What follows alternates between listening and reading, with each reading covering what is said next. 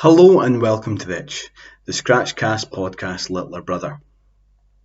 This will be a series of short video clips purposefully aimed at teasing and covering new material in more detail that may have otherwise slipped through the head scratcher's dirty big mitts. This feature is very much in its embryonic stages, so please bear with me. However, today we'll be looking at reviewing songs for the general public by Long Island, New York's very own The Lemon Twigs.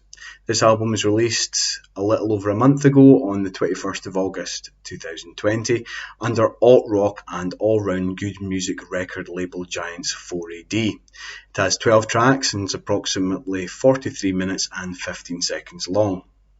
The band, and indeed the name Lemon Twigs, had been buzzing about my ear for quite some time now. However, they didn't really catch my attention until the release of the single Moon, which was released on the 27th of May, and was also featured on the Head Scratchers June music playlist. The band themselves are composed primarily of brothers Brian and Michael Diario, both of which are singers, songwriters and multi-instrumentalists in their own right, and have a history that is very much steeped in both film and musical theatre. Both brothers were in fact child stars, with Brian appearing as Gavroche in Les Miserables and Flounder in The Little Mermaid on Broadway. His brother, Michael, featured in a series of television and film productions, including starring alongside Ethan Hawke in 2012's supernatural spine chiller Sinister, no less. And I believe that this is something that's very much reflected in the artist's previous offerings.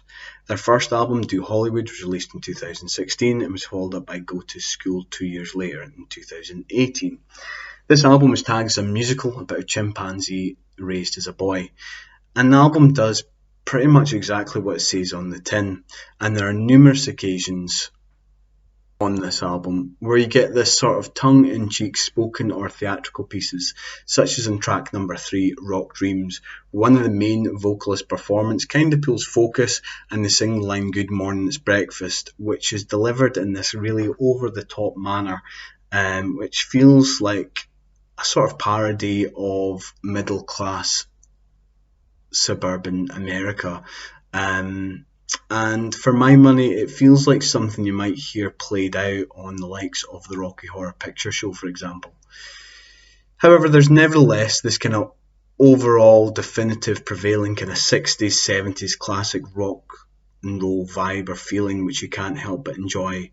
And this album, Songs for the General Public, by comparison, feels more palatable and accessible, and perhaps the album's title is a kind of known reference or nod to that on the band's behalf. What we get instead are 12 perfectly created tracks, soaked in more of that same 70s classic rock and roll sensibilities, without any of the aforementioned musical theatre tropes and trappings.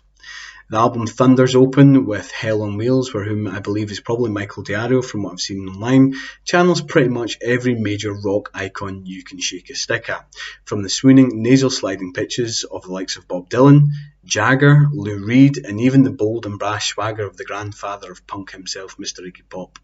We're then treated some beautifully executed vocal harmonies in the form of a kind of more upbeat and frenzied Peter, Paul and Mary number on the album's second track, Live in Favour of Tomorrow.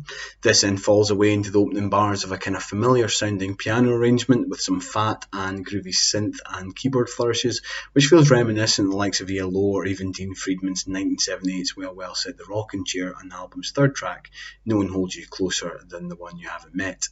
The fourth track, called Fight, and perhaps one of my favourites, tells the tale of a toxic relationship doomed to fail, however is nevertheless a banger, with some truly soaring vocal moments, a sorrowful guitar, and a really infectious chorus that you can't help but sing along to. Somebody Loves You opens with this kind of hypnagogic pitter-patter of underwater sounding synth, which admittedly I found a bit grating at first. However, this is all forgiven at around the kind of 1 minute 6 second mark, where we see the return of this almost transcendental vocal harmonies in the form of the song's bright, shiny and glittering main chorus section. The album's sixth track, Moon, and as I said, the song that really first ingratiated me to the band, is, as we have described on the site, familiar yet refreshing. The opening bar of harmonica The piano and the brothers' kind of vocals almost sound like a homage or possibly even a pastiche of Billy Joel's Piano Man. However, this similarity is relatively short-lived, and the song transforms and opens up this kind of beautifully uplifting choral segment which you can't help but sway along to. Admittedly, there's a bit of a drop in energy to tracks 7 to 9, and the spooky kind of haunted house-esque bridge on Hog seems a bit off-kilter with the album's previous offerings. Track number 9, Leather Together, is good. It's alright. It feels a bit like something the Free Loan Investments might have done, admittedly with a bit more bite. It's certainly more of a lo-fi offering and feels a lot less polished and produced than the previous songs. But it's still enjoyable and worth a listen. Ashamed is the last track on the album and the longest at about 5 minutes 20 seconds. It's also probably the simplest and has kind of major kind of All Lang Syne vibes. It feels like a duet between the two brothers with an acoustic guitar accompaniment, where, however, treated, if treated is indeed the word, to some small flourishes of electrical guitar, which kind of ebb and flow from around the 2-minute 40-second mark onwards. Admittedly, I don't feel as if it really adds that much to the song, and perhaps it could have otherwise been a straightforward acoustic number. Overall, I feel as if this album is a bit of a tale of two halves. It certainly starts off strong, as I said, and I feel as if it kind of loses momentum somewhat around the halfway mark. I nevertheless really enjoyed this album and have listened to it on numerous occasions, and perhaps if the first 5 or 6 songs hadn't been as good, I would have probably appreciated the other 6 a bit more, because I don't think they are in and of themselves bad tracks.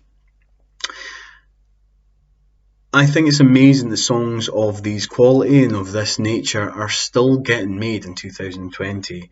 And as trite as this might sound, by people so young, both brothers are in their early 20s, and for that reason I think it has massive appeal. It sounds cliche, but I genuinely think there's something for everybody on this album. Whether you're a fan of early Elton John, The Stones, Lou Reed, really just anything from that kind of classic rock and roll genre. If it wasn't for the drop in quality in the last few songs, I would be inclined to give it a 10. But for the reasons that I've mentioned, I'm going to give it a 9. Going to give it a strong 9 out of 10. Eldorado, ripping through the street.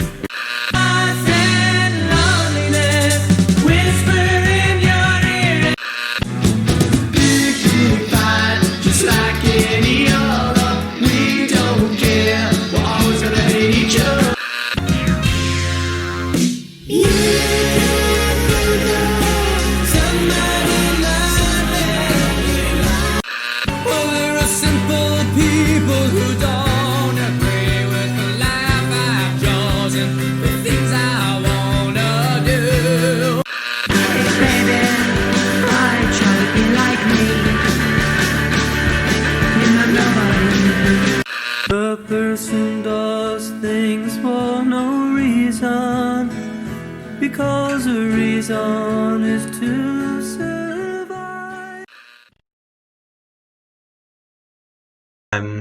So yeah, that's it for the first edition of the Itch Scratch Cast podcast, Little Brother. As ever, we'd love to know your thoughts and opinions on the album and indeed this feature. Is it something that you want to see more of? Likewise, we'd love to hear your suggestions on other artists or albums you think we should cover. You can always DM us on the main page or on Instagram. And lastly, don't forget to subscribe to the main Scratchcast podcast, Head Scratcher's official podcast, on Spotify, Apple Music, Google Podcasts, or wherever you get your podcasts from. So yeah, that's it for now. Hope you've enjoyed it. Thanks for listening. Cheers.